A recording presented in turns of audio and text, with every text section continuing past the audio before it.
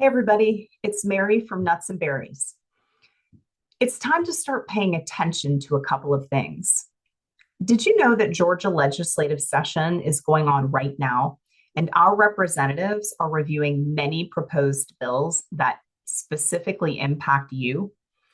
Normally, I don't get involved in politics too much as a health food store owner, but this year there are some things that are happening that I feel might impact your everyday life.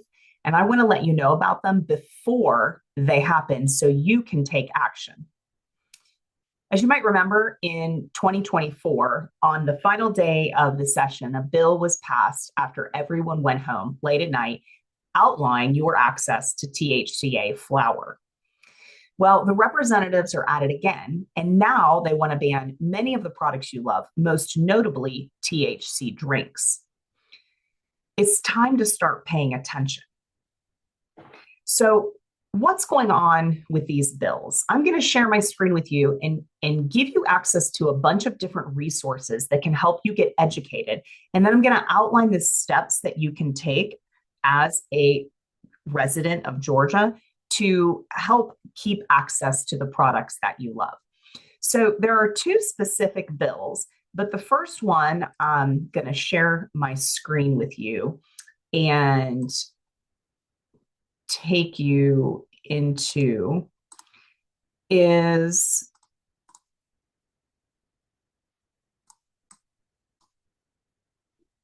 right here. And this particular website, and you can see the site up here, I'm going to provide links to all of this stuff to everyone later in a blog post that I'll email out to you.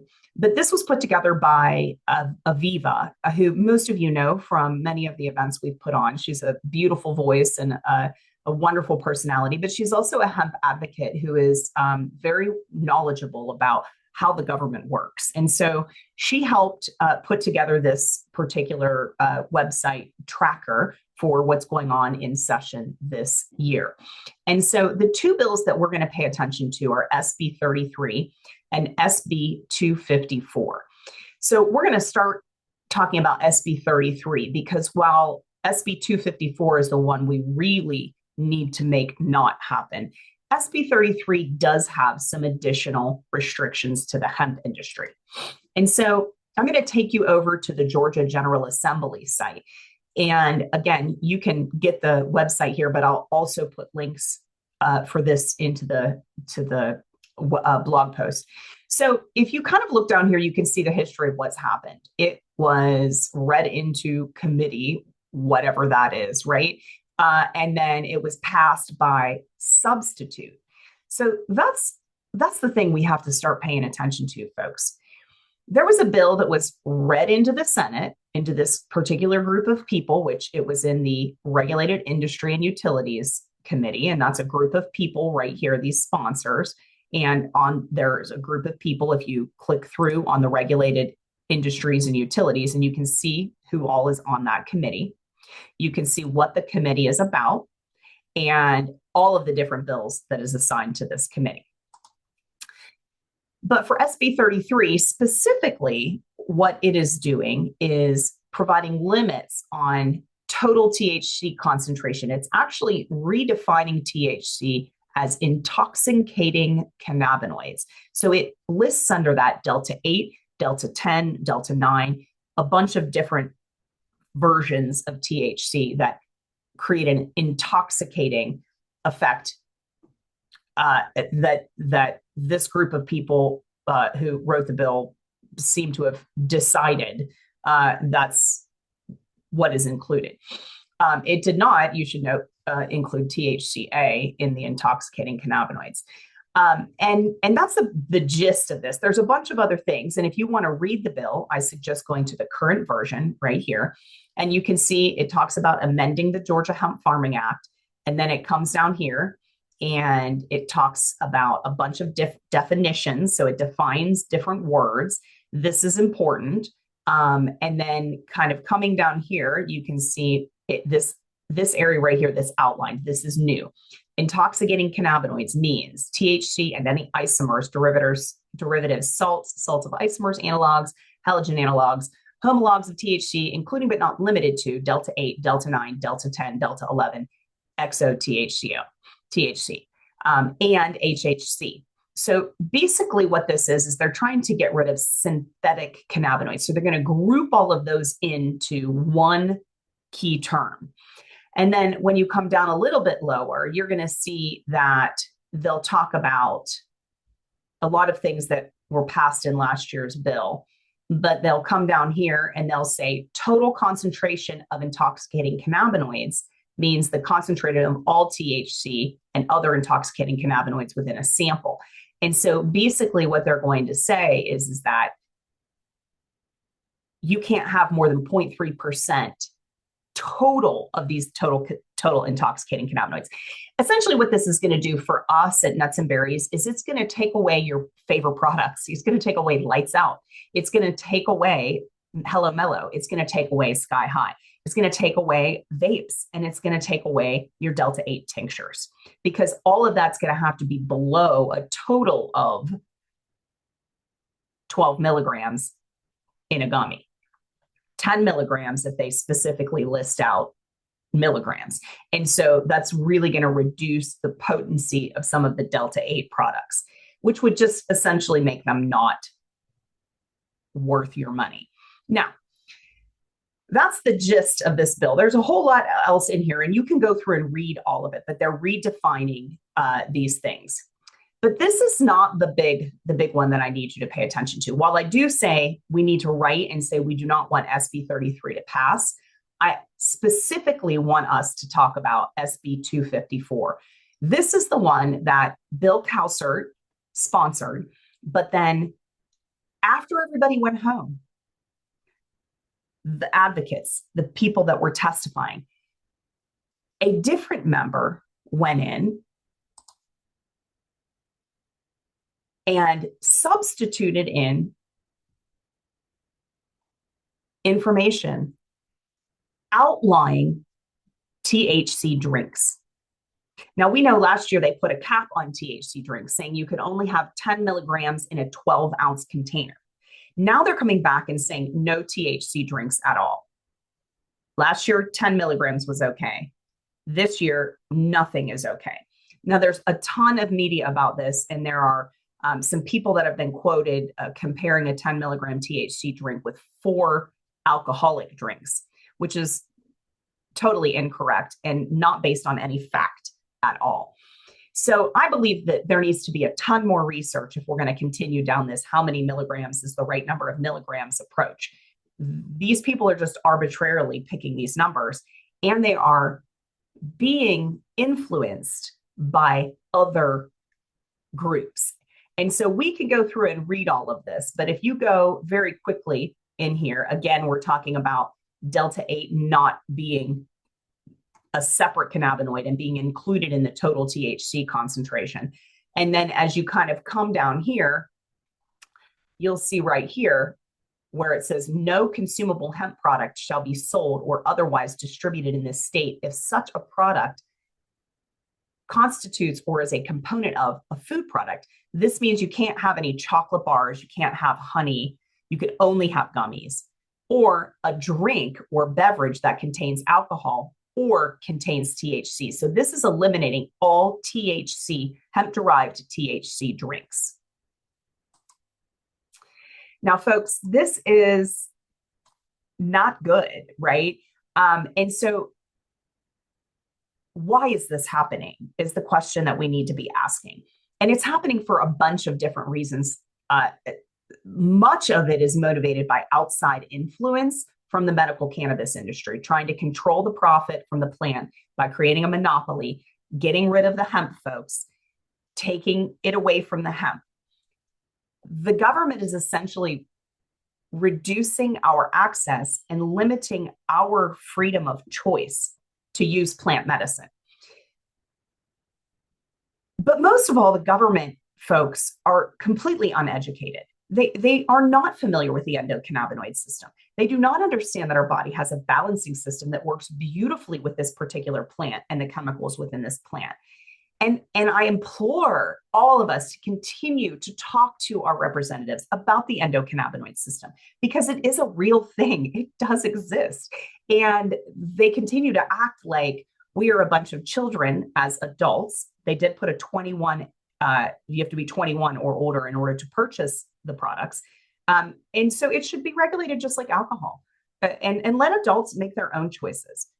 Who are you to tell me that 4 glasses of wine are equivalent to 10 milligrams of THC? That is completely inaccurate, but also baseless. There's no research behind that. And we're going to pass legislation limiting access to products that help tons of people because somebody has an opinion. I don't think that that's the way to do it. And so we really need to speak to our representatives about that specifically. Now, why get involved, you ask?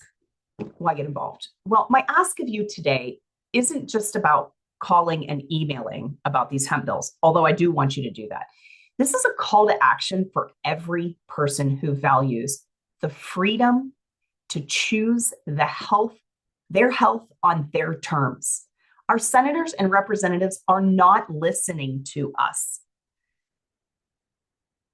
If we don't start paying attention in the dark of night by no vote of ours, they will substitute the world that they want, not the one that we value.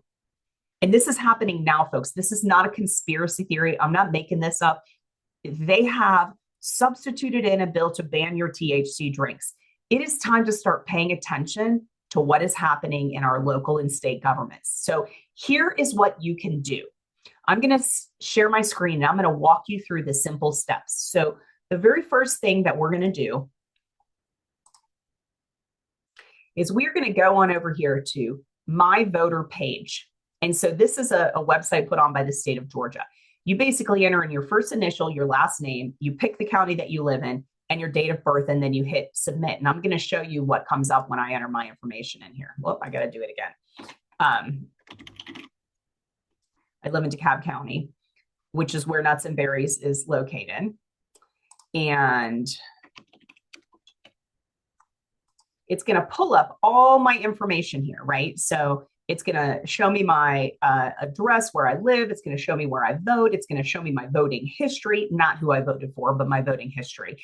And then it's going to come down here, and this is what I want you to see, is it's going to show you all the candidates, the district maps, but then specifically who your state senator is, who your state house representative is, and all the other things that are important to you. And so, for example, in the House, my representative, I can click on that, and it shows me that my representative is Shay Roberts. She's a Democrat in Atlanta. And this is how I can contact her. I have already contacted her about these bills and how I don't want them to be passed. My state senator is Sally Harrell.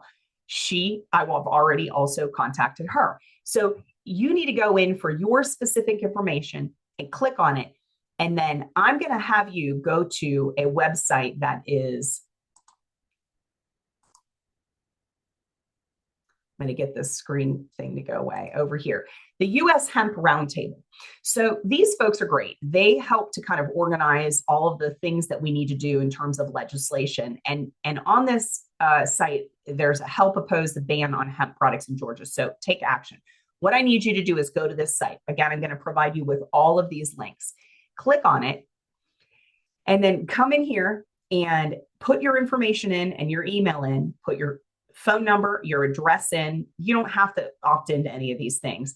And it already writes up a perfectly good objection to why we don't want to have SB 254 pass. We want it to be turned down. And specifically the THC caps and the total THC ban on the hemp drinks with THC in them. And then you just come down here, you click send messages, and it automatically sends it to the correct people. But then I would also like you to go back to your voter page and email your specific senator and House representative individually and write them a heartfelt note. I want you to go in and just say, hey, I use these products. I am an adult. I want to be able to choose the products that I want to buy. I buy them from a reputable company who follows the rules, who has a hemp license, who gets the C of A's, who does all the things that you've asked us to do. I just want to have access to these products. I know you may not sit on this committee, but if you do have to go in and vote as a representative, I want you to vote no on SB 33 and on SB 54. So, folks, that's going to be the first thing that I want you to do. You're going to go to this Georgia Hemp Roundtable and do that. Now, when do you need to do that by? Well, I really need for you to do that today or tomorrow, but absolutely before the end of the day on Monday, because Tuesday, there's a chance that one or both of these bills could go up for a vote. And if they go up for a vote, then the only final option we have is appealing to Brian Kemp to not sign them. And that's going to be a lot more difficult. So if we go in now in mass and we all fill out these forms and write to our representatives, this is state of Georgia representatives, we can make a difference. And again, I need you to do this today. Then when you get a few minutes this weekend or next week, I want you to start to look through all of the things that are going on in our state. It's time to make sure that you know what the process is, when things happen, and what you can do to protect your freedoms. Did you know that the state of Georgia representatives only go into session for 40 days? And we're on day 31 right now on March 13th. So there's less than 10 days left for them to work on making laws. And the rest of the year, they just listen to what we have to say. So we can act right now and make a difference on some of these laws that we don't want to see passed. But then afterwards, we really need to learn what this process is, how it works, who we need to be talking to in order to make the world the way we want to see it better. So, did you know that there's a bill right now that passed through the Georgia Senate with a 42 yay to 12 nay that eliminates our ability to make a claim against a pesticide company? Folks, this is ridiculous. We know that, I'm going to share my screen again, but we know that glyphosate is a problem. Anybody who has ever shopped at my store knows that glyphosate is a problem. And what I've educated you on is that it is sprayed abundantly in the United States on crops that are genetically modified. That is why at Nuts and Berries, we do not sell any GMO products. But additionally, it's sprayed as a desiccant on wheat, chickpea, and oats. So even non-GMO wheat, chickpeas, and oats aren't going to be good for you because they're going to have higher concentrations of this particular herbicide. And in the state of Georgia right now, they are trying to create a situation where if a manufacturer doesn't warn the customer, that they cannot be held accountable.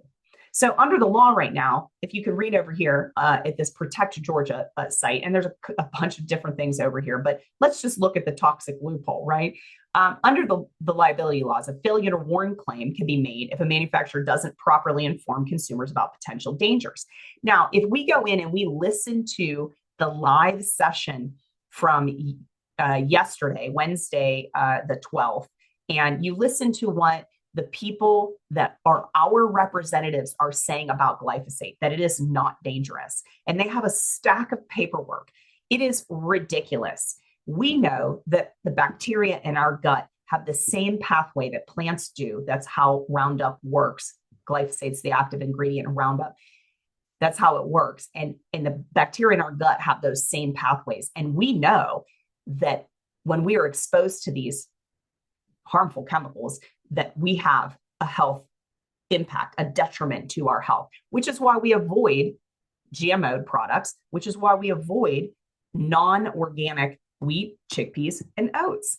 And we know that, but we need to start to educate our legislators on this. So there is a chance to stop this bill. We want to vote no. And this is where you go in, again, put your address in, put your zip code in, and send your representative a note saying, no, we want this bill to go away. We want to make sure that the pharmaceutical and the chemical companies have liability, because if we get cancer because of their products and they didn't tell us that we were going to get cancer from them, it's their fault. Okay, so folks, here we are. I want you to take a look at that. And I want you to leave with this.